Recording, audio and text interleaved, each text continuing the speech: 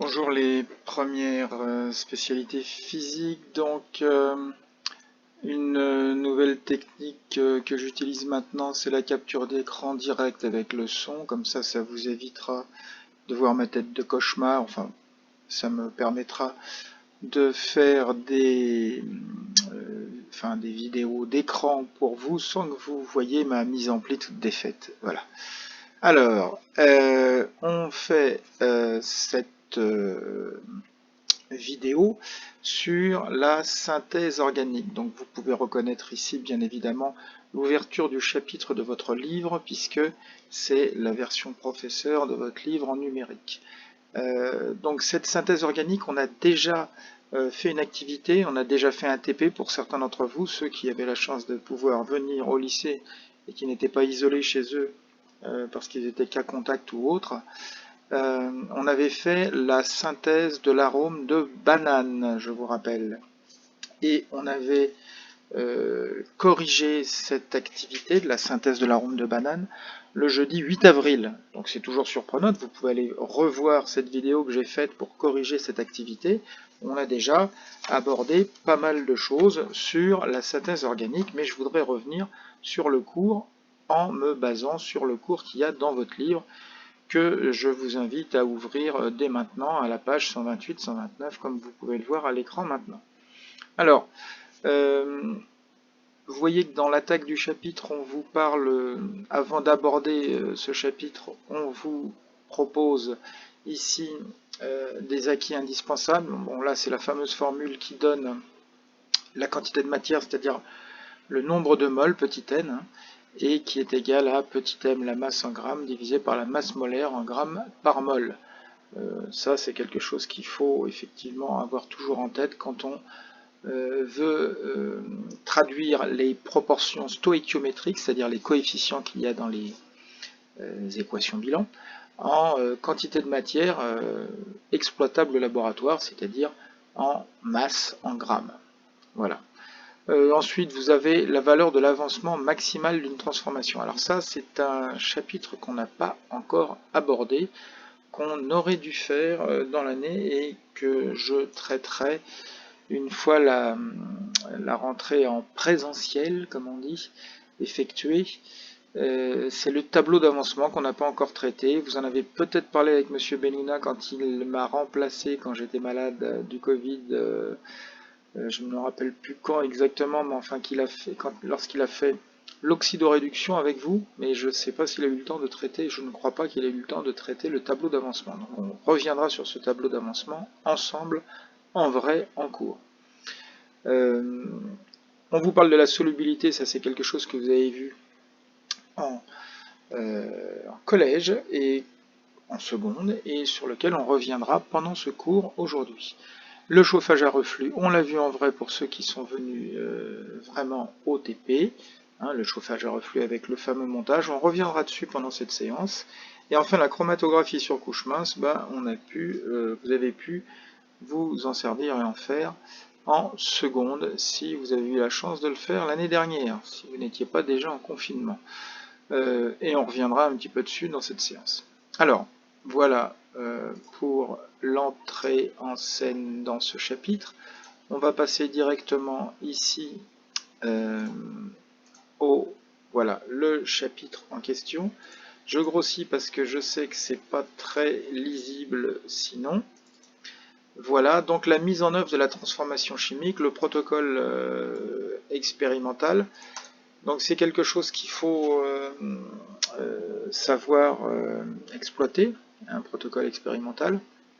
Vous en aviez un pour la synthèse de l'arôme de banane, qu'on a suivi et respecté pour fabriquer correctement cette molécule, c'est-à-dire l'acétate d'isoamyle. On a suivi les différentes proportions pour faire le bon mélange dans le ballon. Donc vous voyez que là on vous indique que le protocole expérimental, on a d'abord la transformation chimique en elle-même et ses conditions de réalisation, donc c'est ce que je viens de vous dire, le protocole expérimental, on suit comme une recette de cuisine. Ensuite on procède à l'isolement de l'espèce recherchée. Dans notre cas, pour ce qui est de l'acétate d'isoamyle, on avait isoler cette molécule dans la phase organique, on avait donc utilisé l'ampoule à décompter, on y reviendra pendant cette séance, comment on utilise et comment ça fonctionne. Alors ensuite, on vous parle ici d'une étape 4 et d'une étape 3 et d'une étape 4, pardon, la purification et l'identification de l'espèce recherchée. Alors la purification, on l'a un petit peu commencé dans la synthèse de l'acétate d'isoamyle en utilisant différents rinçages, ce qui a permis de purifier un petit peu le produit qu'on avait récupéré, mais on n'a pas vraiment procédé à une purification en tant que telle. Par contre, l'identification, on n'a pas du tout eu le temps, pendant cette séance de TP, de faire une vraie identification de l'espèce obtenue, c'est-à-dire l'acétate d'isoamyle. On n'a pas ni utilisé de chromatographie, et encore moins, bien sûr, de spectre infrarouge, comme on le verra pendant la séance. Donc, voilà les différentes étapes d'une synthèse organique. Excusez-moi, là j'ai... Voilà, hop, je reprends, pardon, on va y arriver. Ah non, j'ai perdu le contrôle de mon ordinateur. Excusez-moi, voilà. La transformation chimique. Alors la transformation chimique dans la synthèse, c'est tout simplement la réaction chimique qui va avoir lieu. En général, dans le protocole opératoire, on donne l'équation bilan, comme vous avez un exemple ici. Voilà l'équation bilan, l'exemple. Ici, de la synthèse de l'éthanoate de méthyle, une espèce chimique qui sert de solvant pour des peintures, hein, comme on vous l'indique. Donc là, on a une réaction chimique avec son équation bilan. On avait exactement la même chose dans l'acétate d'isoamyle. Je vous renvoie au protocole opératoire où on vous donnait la synthèse et les conditions dans lesquelles on réalisait cette synthèse. Donc ça, c'est vraiment le cœur du sujet, c'est-à-dire la réaction chimique en tant que telle. On insiste, et c'est indiqué en vert ici, vous voyez, réactif et la stoïchiométrie de la réaction. Alors les réactifs, c'est ce qu'il y a à gauche de l'équation bilan, d'accord? Il y a un plus entre les réactifs, et à droite, c'est les produits. Ce sont les produits. En général, vous avez ici par exemple l'espèce recherchée, et là on a un déchet de la réaction qui est tout simplement de l'eau, ici H2O. Donc on a bien évidemment les réactifs et les produits, et ce qui est important aussi, c'est ce qu'on appelle la stoïchiométrie de la réaction. La stoïchiométrie, c'est les proportions. C'est le même principe que pour les recettes de cuisine, sauf que pour les recettes de cuisine, les proportions sont en général données en masse, et nous, en chimie, vous le savez, on travaille non pas en masse, mais on travaille en nombre de moles. Donc, voilà pour ce qui est de la réaction de transformation proprement dite. Ici, on nous parle des conditions expérimentales. Alors, les conditions expérimentales, c'est en général les conditions physiques, c'est-à-dire la température. On peut aussi des fois préciser la pression qu'on souhaite avoir pour réaliser cette réaction chimique. La température, alors pourquoi la température c'est particulier? Parce que la plupart du temps, on utilise le chauffage, tout simplement parce que le chauffage, c'est tout simplement une façon simple d'amener de l'énergie à une réaction chimique pour permettre son accélération. Souvent, on a des réactions chimiques qui se font toutes seules, et on essaye de les accélérer en chauffant, tout simplement. Alors, pardon, ça c'est pas lisible, je sais, donc je vais rendre ici, je vais essayer, voilà, de rendre lisible cette partie du cours. Donc le montage, dans le protocole expérimental, on précise la façon de faire le montage, on met tout simplement souvent un schéma, et là on insiste dans ce cours sur le montage qui s'appelle le chauffage à reflux. Alors j'ai eu le temps de revenir dans la correction du TP sur la synthèse d'un arôme de banane, de revenir sur le principe de ce chauffage à reflux. Il est important parce qu'il faut le connaître. Vous l'avez vu normalement déjà en seconde, peut-être, et on le revoit cette année.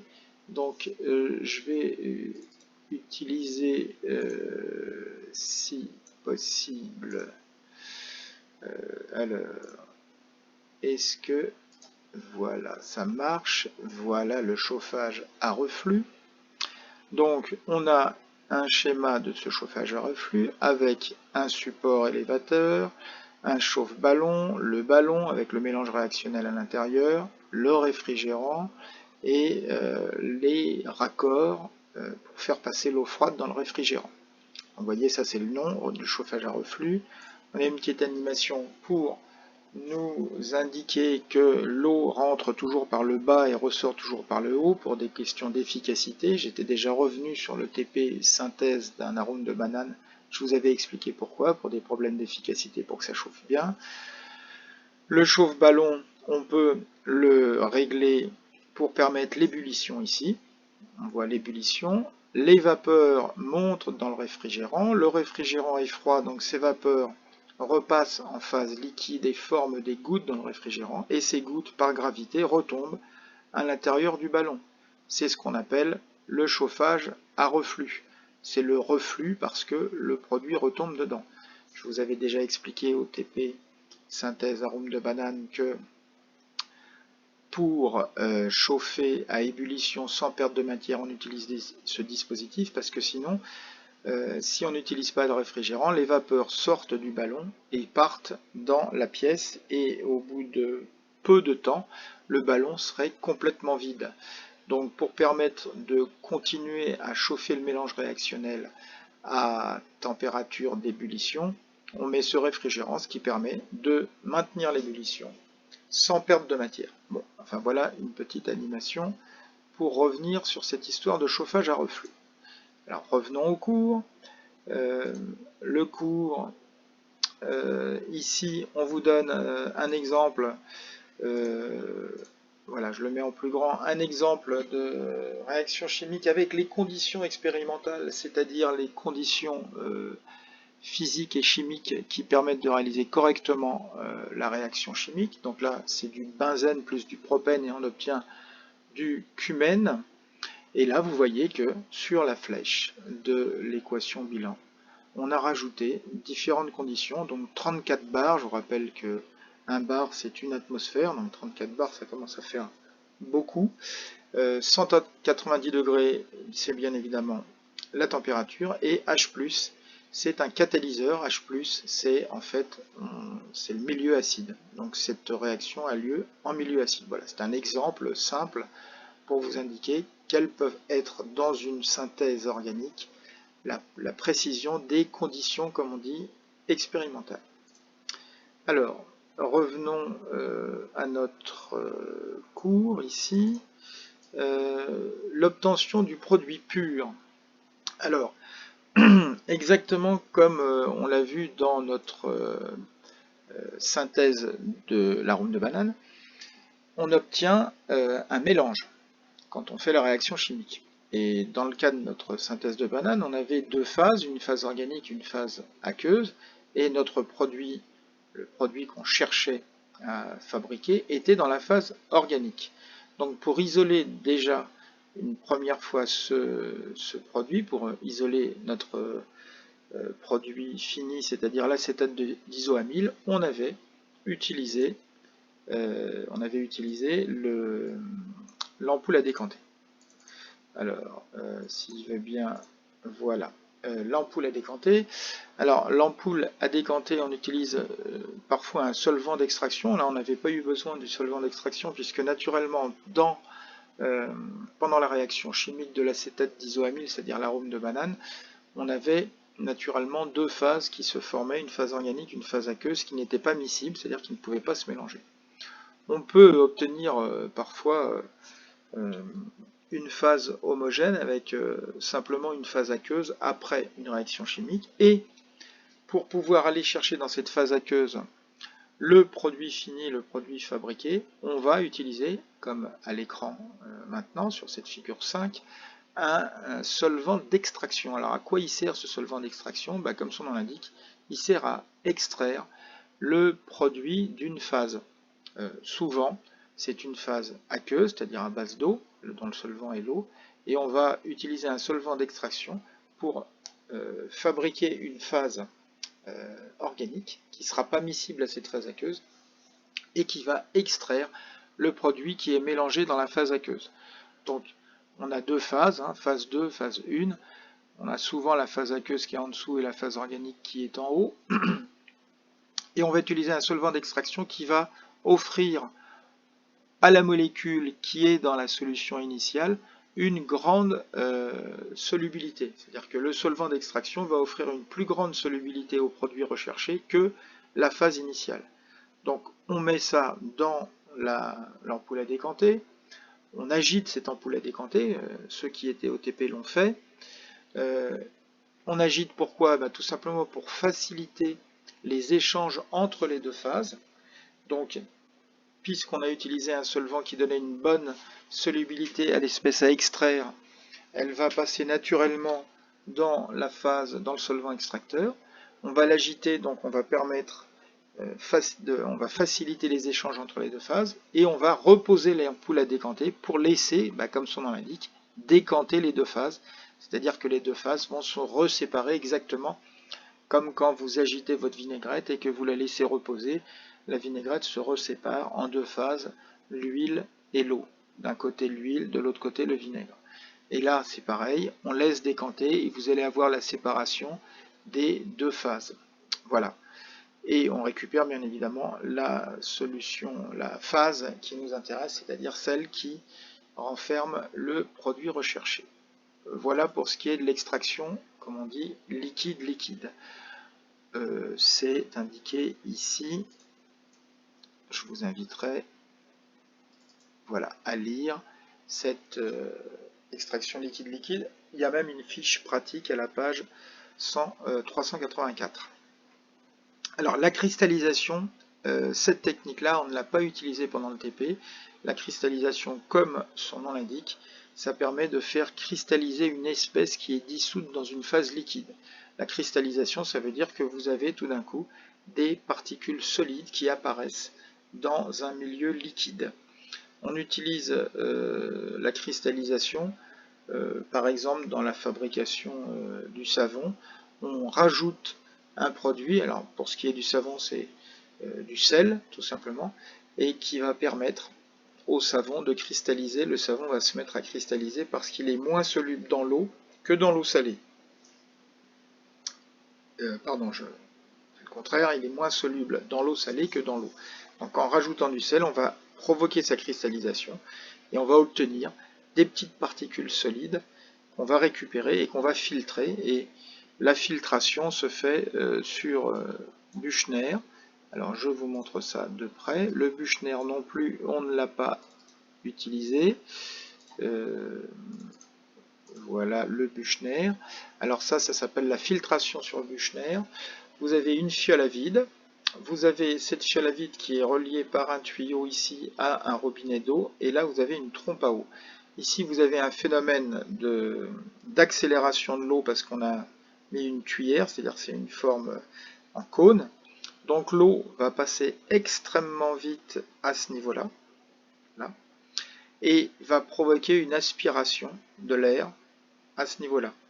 Donc tout l'air qui est emprisonné ici va être aspiré dans le tuyau à cause du passage très rapide de l'eau. Comme l'air est aspiré ici, il va y avoir un phénomène d'aspiration ici, au niveau du filtre, et on va accélérer la filtration sur papier. La filtration sur papier, c'est ce qu'on fait par exemple quand on fait le café. On renverse de l'eau chaude, on laisse le café ici, et ça se fait tout seul et l'eau coule toute seule. Ici, on accélère le processus en créant une dépression ici, ce qui va aspirer l'eau ici. Donc la filtration va être bien plus rapide.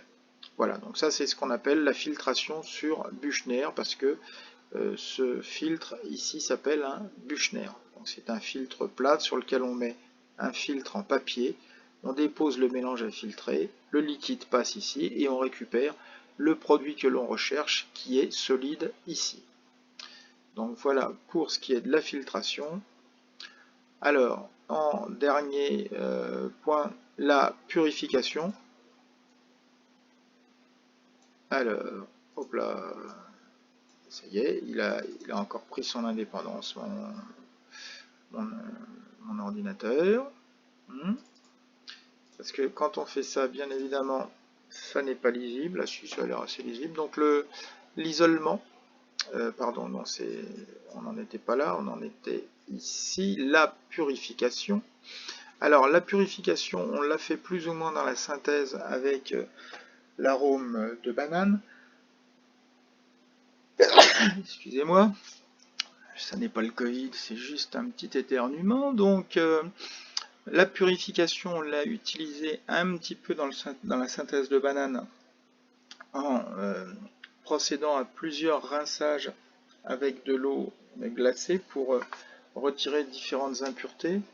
Donc là, on vous propose d'autres processus pour faire une purification plus poussée, en particulier la distillation fractionnée. Alors la distillation fractionnée, je vais vous la montrer. Là voilà, voilà le montage d'une distillation fractionnée, c'est à la page 132. Le montage de distillation fractionnée se compose d'un chauffe-ballon exactement comme le chauffage à reflux. Vous savez qu'on met toujours un élévateur en dessous pour des raisons de sécurité si on veut arrêter d'un coup le chauffage.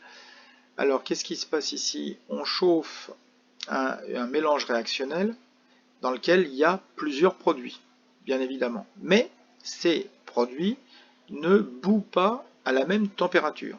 Vous savez tous que l'eau bout à 100 degrés Celsius, mais il faut savoir que beaucoup d'autres molécules, beaucoup d'autres liquides bouent à une température soit inférieure, soit supérieure. En particulier, par exemple, l'alcool, au hasard. Si vous avez, là je crois, je ne sais plus si c'est du vin qu'on a mis là-dedans, si vous faites bouillir une solution alcoolisée, par exemple du vin, l'alcool, lui, va bouillir bien avant l'eau. Parce qu'il faut quand même bien savoir que le vin, par exemple, c'est une solution avec de l'eau et dedans de l'alcool. Si vous faites chauffer cette solution d'alcool, de vin, vous allez avoir en premier, autour de 70-80 degrés, une première ébullition. Et cette ébullition, ça sera l'alcool. Donc l'alcool va monter ici, dans cette colonne de Vigreux, c'est son nom, le nom de l'inventeur. Voilà, ça va monter. Il y a des petits pics en verre à l'intérieur. Ces petits pics en verre vont favoriser les échanges entre la paroi relativement froide de la colonne et qui va progressivement prendre la température des vapeurs, forme vapeur. Alors, dans cette colonne, peuvent monter un petit peu d'eau, mais cette eau, si jamais elle est en contact avec les petits pics, va repasser en phase liquide et va retomber au fond. Par contre, toutes les vapeurs d'alcool vont monter et vont arriver ici. Ici, c'est un réfrigérant à eau, puisqu'on a, vous voyez, les tubes qui arrivent, les tubes d'eau froide. Les vapeurs d'alcool vont condenser ici et vont tomber ici. Tant que l'alcool bout, à 80 degrés, la température reste constante. Donc pendant tout un moment, vous allez extraire de cette solution de vin un alcool à 80 degrés. Et vous le récupérez dans cette éprouvette. Au bout d'un moment, tout l'alcool sera parti. Et la température va se remettre à monter. Va passer de 80 à 81, 82, 85 et va monter et va se restabiliser ensuite à 100 degrés au moment où l'eau commencera à sortir.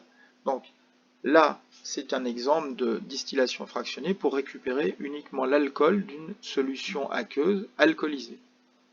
Voilà donc le principe de la distillation fractionnée pour séparer un produit particulier d'un mélange réactionnel. Donc voilà une méthode de purification. Alors revenons à d'autres méthodes de purification. On nous parle de la recristallisation. Alors la recristallisation, c'est une méthode qui permet justement de forcer un produit à passer en phase solide, souvent. Je vous en ai parlé pour le savon. On ne va pas s'apesantir dessus. Si on a le temps de le refaire en TP, ben on en reparlera. Sinon, bon ben voilà, ça passera aux oubliettes et j'espère que vous le referez en terminale au moment de la synthèse du paracétamol qu'on fait en terminale. Et pendant cette synthèse du paracétamol, c'est-à-dire vous le connaissez, c'est le Doliprane, hein, c'est le médicament qui permet de supprimer le mal de tête. Pendant cette synthèse, on utilise une méthode de recristallisation. Il y a aussi la synthèse, comme indiqué ici sur la figure 7, de la fabrication de l'acide benzoïque, qu'on fait aussi en terminale, et qui utilise cette technique de recristallisation, l'acide benzoïque étant un conservateur utilisé dans l'industrie alimentaire. Alors, autre méthode de purification, la méthode de la chromatographie sur colonne. Donc là, on vous donne l'exemple de la séparation des constituants d'un mélange de feuilles d'épinards par chromatographie sur colonne de silice. Et donc dans un mélange d'un extrait de feuilles d'épinards, on a beaucoup de choses, bien sûr, quand on écrase l'épinard et qu'on récupère la solution qui sort de tout ça, on a beaucoup de choses de mélanger et on va favoriser les échanges entre la silice et cette molécule verte qui est bien évidemment, vous l'avez reconnu, la chlorophylle, et donc ça permet d'un mélange, après avoir écrasé des feuilles d'épinard, de récupérer la chlorophylle grâce à cette méthode de chromatographie sur colonne. Alors voilà pour ce qui est de la purification. Alors, dernière étape quand on fait une synthèse organique, c'est ce qu'on appelle l'identification. Alors l'identification, eh bien, comme son nom l'indique, c'est pour vérifier ce qu'on a fabriqué à la fin de notre synthèse organique pour être bien sûr d'avoir fabriqué la bonne molécule. Et aussi pour calculer le rendement qu'on verra juste après, pour voir si notre produit fini est pur ou pas. Alors l'identification, là on vous propose deux exemples. La chromatographie sur couche mince, sur lequel je ne reviendrai pas maintenant, que vous avez vu normalement en seconde. On pourra y revenir au moment de la correction d'exercice sur ce chapitre de synthèse. La spectroscopie, excusez-moi, infrarouge, qu'on a vu en détail dernièrement, puisque on a fait le cours dessus et qu'on a corrigé des exercices sur cette spectrographie infrarouge, et ces deux méthodes permettent de vérifier la qualité du travail réalisé pendant une synthèse organique, savoir si on a bien le bon produit pur ou pas. Alors enfin le rendement, qui est une dernière étape. Alors c'est pas du tout une étape d'identification. Le rendement, c'est une étape, comme son nom l'indique, de vérification de la pureté de notre produit. Bien évidemment, plus ce rendement est proche de 100%, meilleure est la synthèse. J'avais déjà parlé de ce rendement et on en avait calculé un. Je vous renvoie encore à la synthèse de l'arôme d'acétate d'isoamyle, c'est-à-dire la synthèse de l'arôme de banane. On avait calculé dans la dernière question un rendement et on avait trouvé quelque chose autour de 38%, c'est-à-dire un très mauvais rendement, mais c'était juste pour vous expliquer le principe de ce rendement. Et bien évidemment, pour calculer ce rendement, on a besoin du nombre de moles, du nombre de moles obtenu du produit fini. Et ce rendement donne une idée de la qualité de la synthèse. Et comme je vous disais, plus on est proche de 100%, meilleur c'est. Bien évidemment, on n'attend jamais les 100%. Il y a toujours des petites pertes. Voilà pour ce cours sur la synthèse. Je vous invite bien évidemment à regarder y compris la synthèse de ce cours qu'il y a à la page 137 de votre livre, où on reprend les différentes étapes importantes de secours avec, comme vous le voyez ici, les montages à connaître. Alors ici, on vous propose un chauffage à reflux qu'on n'a pas utilisé nous en pratique, un chauffage à reflux beaucoup plus rudimentaire, plus simple, où au lieu d'avoir un réfrigérant à boule avec de l'eau, on a un réfrigérant à air tout simple qui permet quand même de remplir à peu près la même fonction, mais c'est bien évidemment moins efficace et c'était pas utilisable dans notre réaction où on chauffait relativement fort et ce petit réfrigérant là n'aurait pas suffi dans notre synthèse de l'acétate d'isoamyle. Un petit résumé sur les différentes méthodes d'isolement et de purification à consulter aussi, et enfin un rappel sur le rendement. Alors on vous parle du banc de Koffler ici. Le banc de Koffler c'est un